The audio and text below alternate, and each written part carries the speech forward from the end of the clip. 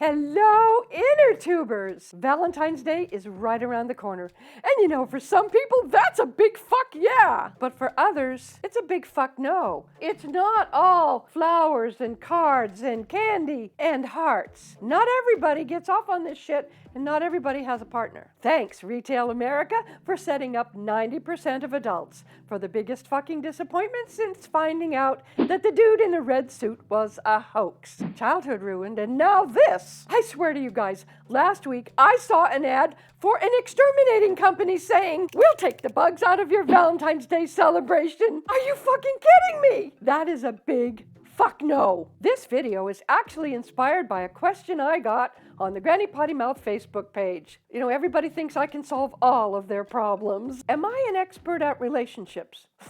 Isn't everybody? Am I an expert at dating?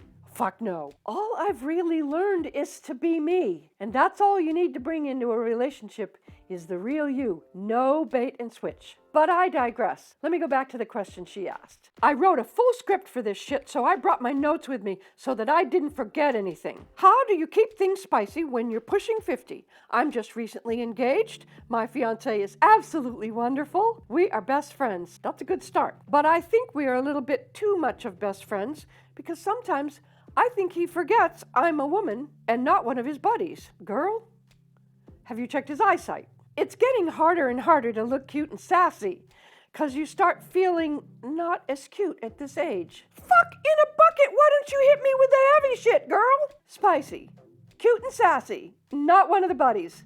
We'll tackle that shit. First of all, compliments, because you did it right. You owned up to your own shit. You said this is your issue and not his, at least for now. So bravo to you. Don't even approach this from a he's doing something wrong point of view. He's probably clueless that that's how you feel. I don't mean that he's clueless to what's going on, just clueless that those are issues for you. So it's your issue. If we work from that angle, you will stay focused on what you feel and why you feel that way, and then you can talk to him about how he can help you solve your problem. Men love to fix shit, right? Even shit they don't know is wrong. You know, the tip here is it also keeps the conversation very solution-oriented. There's no accusations. There's no need to defend. You see where I'm going here? Let's keep this positive. When I start talking relationships, it gets deep as fuck. I want you to start with a quick self-assessment of what you think makes you cute and sassy. Then, I want you to ask him what he finds most attractive about you. It's probably not whether or not you're cute and sassy.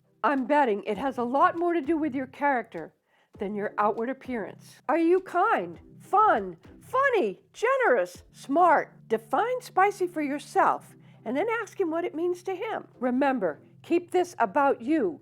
No offense, no defense, no penalties. Hey, the rest of you inner tubers, start a list now of all the people you want to send this to because you know it's going to be good shit. A brother, an uncle, a coworker, a friend, an ex? No, don't do that. Maybe your own sweetheart. But for fuck's sake, not to someone you're crushing on. Oh, no. That is bad form. Fuck no. Back to her question, not one of the buddies. Well, don't act like a buddy. Act like his sweetheart, his fiancé, his lover. His buddies aren't likely to nibble the back of his neck or give him the swoon eyes. Are any of you old enough to remember that book series, Men Are From Mars and Women Are From Venus? That shit is true. I want you to go find the book. It's listed up there somewhere. You can buy it from the link in the description. I might make 12.5 cents. But that shit is true. So let's start with the basic premise that most men are not romantic and most women are over-the-top romantic, at least by men's standards, and men not romantic by women's standards. So you see, right off the bat, this shit isn't equal. But you can surmount this. You can. Not equal. Not fucking ever. Not for the millennials, not for Gen Zen, or whatever the fuck is the latest term. I don't know. You can disagree with me if you want, but no hate. These are my observations gathered from 73 years of research. We are wired differently. Just take a look at the anatomy, for fuck's sake. The more you deal, the more you'll save your sanity. What? You don't believe me? Okay, let's look at the headlines on 2 current magazines on every newsstand in America. Month to month, it's the same bullshit. Currently on the cover of one woman's magazine, the number one thing women should never be ashamed of. Well, you should never be ashamed of anything about yourself. You need to be your own best advocate. Love your own self first so someone else can love you later, forever. Men's health. It's all about the body and working out. The current issue, February, Valentine's Day. It's about sex. It's not about love. So I'm going to switch gears just a little bit here and give the dudes some inside information. Here is some shit that is not romantic. Not to say that these aren't worthy traits, but they're not romantic, not by themselves. Being Mr. Fix-It without knowing how she likes her coffee. Or you go out to a restaurant and she always orders her water without ice. Don't let the waiter bring it with ice. Know those things, okay? And being the resident vehicle mechanic or investing whiz is never enough if you don't give her space when she needs it. Or worse, if you don't give her comfort when what she wants is you. Learn to read the difference between those two, and dudes, you are golden.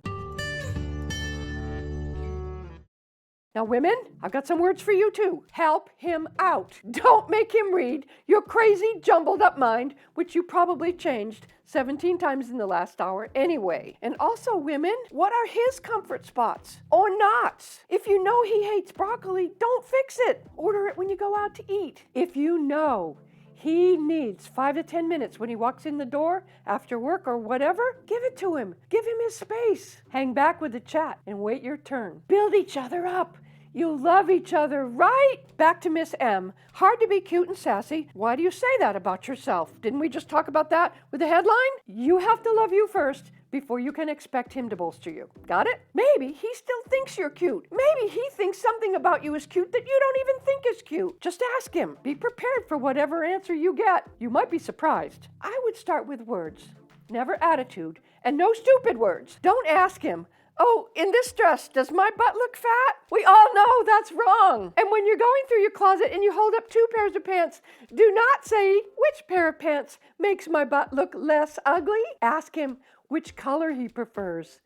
Unless he's colorblind, and then you're fucked. In terms of the sassy, use your own words. Ask him, "What makes me cute and sassy in your eyes?" Ask him why he fell in love with you. Or you can ask him, "Hey, I think I'm cute. Let's get spicy." It doesn't hurt to initiate the spicy girl. On second, third, and fourth thought, that will definitely separate you from being one of the buddies. Just saying. Now, on the offhand that he turns you down for the spicy, don't take it personally. Does he feel well? Is he tired? Men get tired too and have to say no. Don't take it personally, at least not the first time. Wait a bit and have a conversation about buddy versus lover. For fuck's sake, when you want to start a conversation with him, pay attention to the cues. Ask him if it's a good time to talk. If he's in the middle of something, let him finish it. You won't have his attention, and that's what you need. You should know him well enough by now to know when he's in the mood for the talk and when you need to zip your lip. I may be biased here, but I truly believe that men need direction. Tasks, to-do list, they need your words and they need your actions. Okay, this is particularly true for any male over the age of 45. My own grandsons are grown men now, 32 and 26. I know, I don't look it, do I? My daughter, one of those women who needs a lot of attention, taught her sons well. They have very solid relationships. Back to the older dudes. If you're going to talk about heavy shit, be specific. Nothing obtuse, nothing they have to try to figure out. Make your ideas and wishes very obvious. Dudes are horrible mind readers. Spell it out. And frankly, women, for all we talk about our intuition, we can't read minds either. Not even the psychic that you just paid $40 to read your palm. Look at those headlines again. Women's number one need? Affection. Affection equals acceptance. Men's number one need? Proof of manhood. Proof of manhood equals acceptance. No matter the aspects of the relationship, gay, straight, young,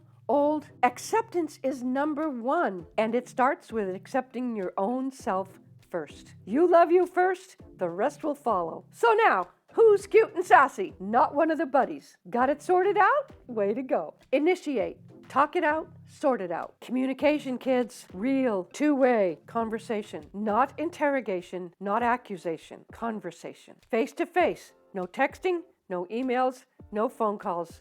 Real, honest to gosh, straight across the table conversation. This is the real shit where you strip away all the excuses and all the distractions and you fill the space with loving conversation. No booze, no drugs, no talking about this shit as you go to sleep, no talking about this shit right after you wake up. This has to be real as fuck, and you both have to be on an even footing. And do not bring this shit up when you're pissed. Do you hear me? By the same token, don't bring it up when he's already being super nice. He's gonna figure that's not enough. Wait for a neutral time. But don't let this shit build up in you, okay? Don't build up the resentments. Keep yourself centered. What are the issues that you want to talk about? Wait for a neutral time. So, Miss M, one final exercise. You guys are engaged, right? And you're going to get married. Are you going to write your own wedding vows? Talk about the 5 reasons you don't picture your life without them. This is a good place to learn about the cute and the sassy and the spicy, but it probably doesn't belong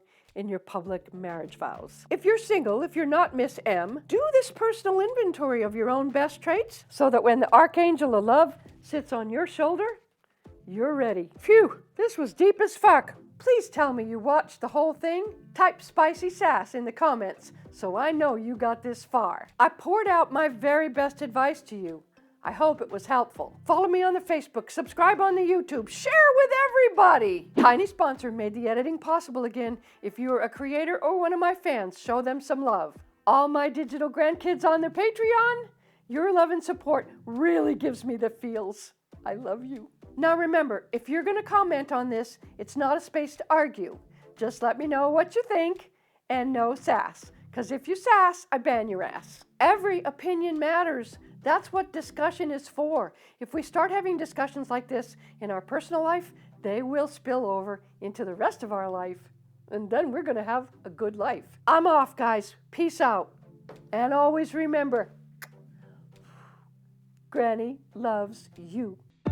Talk like friends, but act like lovers. Making these moves on each other. That happens.